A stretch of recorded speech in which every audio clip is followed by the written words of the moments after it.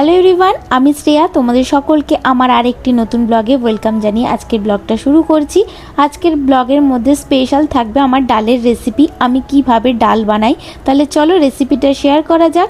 ভালো লাগলে প্লিজ একটা লাইক করে দিও। চলো তোমাদের আজকে আমি নতুন ধরনের ডাল রান্না করে দেখাবো। এখানে আছে মুগ মসুর ডাল দুটো মেলানো, প্রেসার কুকারে দুটো সিটি, এই একটা সিটি আমি দিয়ে নিয়েছি। এখানে আমার লাগবে টমেটো, পেঁয়াজ, রসুন কুচি, আর এটা আমি দিতেও পারি নাও দিতে পারি, পরে দেখাবো তোমাদের কি করব। আর এই দেখো এটা কারি পাতা, কারি পাতাও আমি ইউজ করব। কড়াইয়ের দিকে গরম হচ্ছে, চলো দিয়ে দিই সর্ষের তেল। চলো, তখন আমার ফোনের মধ্যে ভূমিকম্পর নোটিফিকেশান আসছে।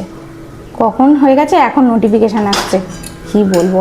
দেখো এখন কটা বাজে, এখন 2:05 হয়ে গেছে, এখন ভূমিকম্পর নোটিফিকেশান আসছে, কি আর বলবো।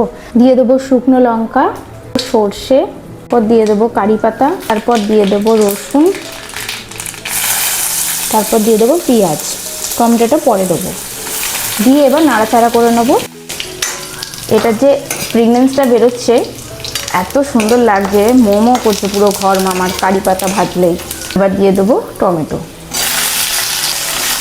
দেখো মামার সব কিছু ভাজা ভাজা হয়ে গেছে। এবার সিদ্ধ করে রাখা ডালটা এর মধ্যে দিয়ে দেবো। নর্মাল জল দেবো। এর মধ্যে আমি দিয়ে দেবো হলুদ। নুনটা আমি দিয়ে সিদ্ধ করেছিলাম ডালটা, প্রেসার কুকারে যখন দিয়েছিলাম তখন নুন দিয়ে নিয়েছিলাম। পরে একবার চেখে নেবো, যদি দরকার পড়ে পরে আবার দিয়ে দেবো। ব্যাস, আমার ডালটা ফুটে এলেই হয়ে গেল আমার ডাল। এই ডালটা খেতে খুব টেস্টি, তোমরা একবার বানিয়ে বাড়িতে দেখো, তারপর আমাকে কমেন্টে এসে বলো। রান্না হয়ে গেলে একটা না শান্তি মনে হয়। ছাদে জামা কাপড় আছে, নিয়ে আসতে হবে। এ দেখো ডালটা আমার ফুটে এসেছে। এবার এই সময় আমি কি করব, এর মধ্যে এই যে ধনেপাতা, অল্প ধনেপাতা উপর দিয়ে ঢাকা চাপা দিয়ে গ্যাস অফ করে দেবো। হয়ে গেল আমার ডাল রেডি। এটা মোটা ভালো লাগে না, বেশি পাতলাও ভালো লাগে না, ঠিক এরম টাইপের থাকবে তবেই ডালটা ভালো লাগে খেতে। ধনেপাতা দিয়ে বেশিক্ষণ গ্যাসে রাখলে হবে না, কারণ তাহলে সেন্টটা চলে যাবে।